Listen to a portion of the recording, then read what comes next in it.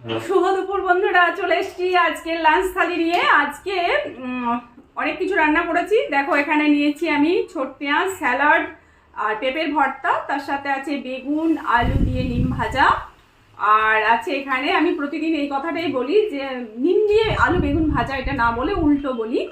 আর এখানে আছে কলমি শাক ভাজা, আমের পাতলা চাটনি, এটা আছে লাল ডাঁটা পোস্ত করেছি, একটুখানি পেঁপে আর আলু দিয়েছি।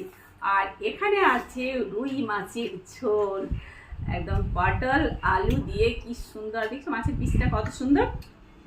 তো আজকে খাওয়াটা একটুখানি ডিস্টার্ব হয়ে গেল, কেন বলো তো? বাড়ি থেকে ঠিক ভাতের মানে থালিটা সাজিয়েছি, আর আমার বড় যা ফোন করে দিয়েছে। এবার নানা রকমের গল্প করতে করতে একটুখানি তো দেরি হয়ে গেল। তো চলো খাওয়া শুরু করলাম, দেখি কেমন হয়েছে খেতে। দারুণ।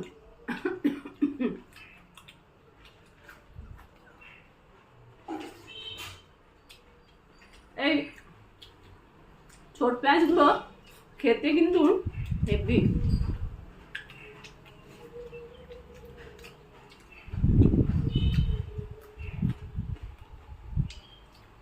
নিজে ভালো খেতে হয়েছে, নিজের রান্না করি তাও নিজের এত ভালো লাগে খেতে। অনেকে বলে না যে নিজের হাতের রান্না খেতে নিজের ভালো লাগে না, তো সেই জন্যই কথাটা বললাম।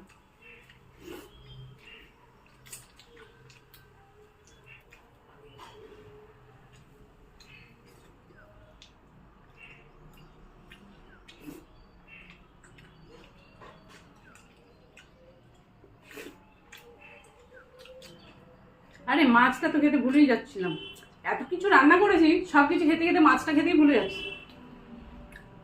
মাছটা ব্যাপক টেস্ট। ঝোলটা দেখি একদম ফাটাফাটি। বুঝেছো পটলগুলো দারুণ।